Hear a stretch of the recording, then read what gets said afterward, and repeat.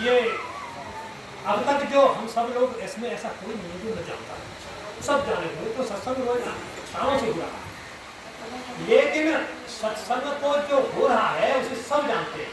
वो वही बात है कि भाई उनका कोई पकड़ते हैं क्या, और इसमें कोई खास बात नहीं है।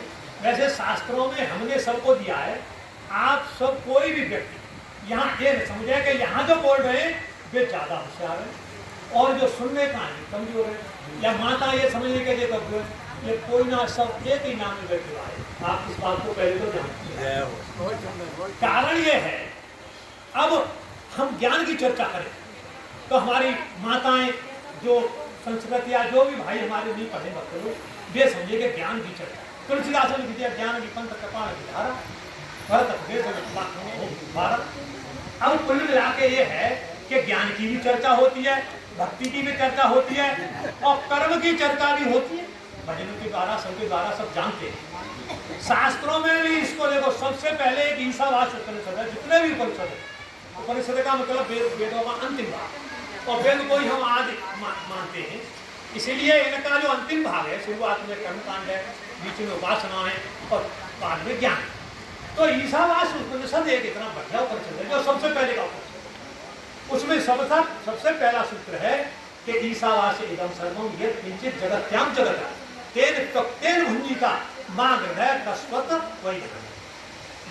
तो इसका मतलब क्या है कि ये जितना भी कह रहे हैं वो जितना भी ये पसारा है ये सब जो है ईश्वर का पसारा, जितना भी जगत में जो भी है वो सब ईश्वर का है। तेन भुंजिता, इसीलिए तू मां ग्रह कश्चित वही, तू इसका त्याग पूर्वक ग्रहण कर, यानी त्याग पूर्वक। अब बताइए ग्रहण भी है तो त्याग किसका? हम जब ग्रहण ही हम कर रहे हैं, काल चीज को ग्रहण कर रहे हैं तो त्याग किसका? त्याग केवल भाव का है।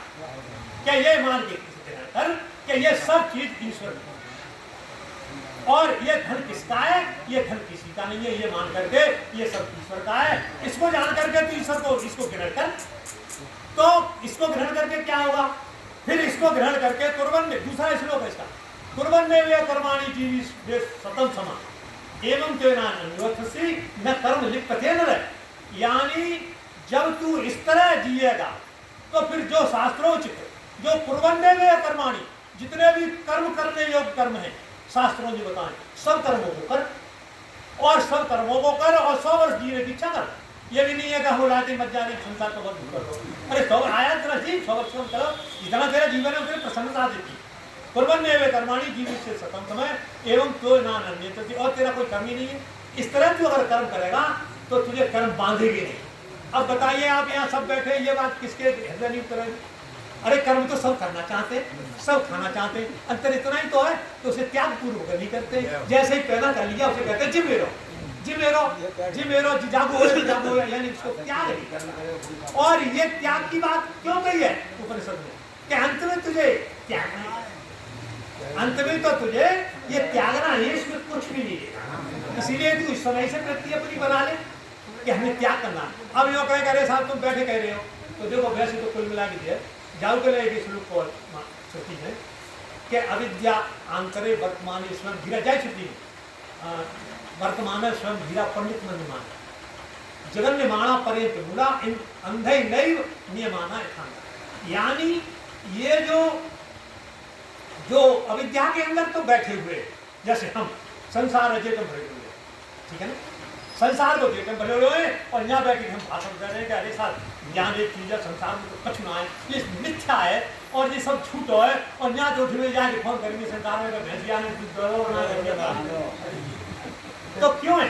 तुम इस तरह तो क्यों कर रहे हो? यहाँ बैठे तो कर रहे हो इसे अंतःकरण में उतारने के लिए, लेकिन कारण ये हो गया, इसमें कोई बुराई की बात नहीं है कि हम यहाँ बैठे भाषण तो देते, ज्ञान तक की चर्चा था, कर्मों को छोड़ करके भक्ति को भी छोड़ देते। यहाँ ज्ञान की एक ऐसा एक यहाँ माहौल चला हुआ है कि ज्ञान ज्ञान ज्ञान, अब ये भी नहीं जानते कि ज्ञान होती क्या, होता क्या है। अब ज्ञान का श्रुति में एक बोध क्या हुआ है परिभाषा, अक्रोध वैराग्य जितेंद्र यत्तम दया क्षमा सर्व जन प्रियत्वम निर्लोभ दानम भैसो भानम ज्ञानाश्चिन्नम तत्र लक्षणम। लाइए 10 लक्षण ये ज्ञानी कोई है या ज्ञानी तो 10 लक्षण गिरा दो, उनमें है ज्ञानी। तो भाई तुम अक्रोध यानी क्रोध तुम वैराग्य यानी राग राग द्वेष तुम्हारे अंदर भरे हुए। तुमने अपनी इंद्रियों पर विजय प्राप्त नहीं की है। कोई अगर खाने की चीज आ जाए और अब दावत में बैठे और रसगुल्ला परसने वाला आ जाए, तुमको रसगुल्ला न दे और उसको रसगुल्ला दे दे बगल वाले को, तो आपकी क्या स्थिति मन की होगी ये पहचान लो। तो हम ये अगर हमारी मन जैसी रहती है तो हम ज्ञानी है, या किसी से कोई बात कहते बुरी लग जाए अगर वो सहन कर लेता है तो ज्ञानी है। उसे किसी से राग द्वेष नहीं है।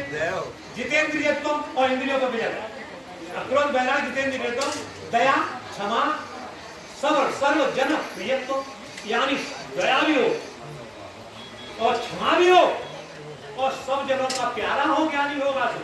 क्यों भगवान 12वें अध्याय कहते हैं गीता में, यस्मान में दुष्टे लोगो लोकान्नो जित्य हर्षा मर्ष भेदोगा मुक्तो यच्चसम प्रिय।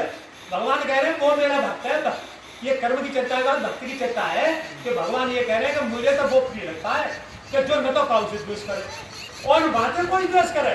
ये एक बात और कही जो दुनिया में किसी से द्वेष नहीं करता है और उससे फिर कोई द्वेष नहीं है, कोई द्वेष नहीं करेगा तो उससे द्वेष कौन करेगा।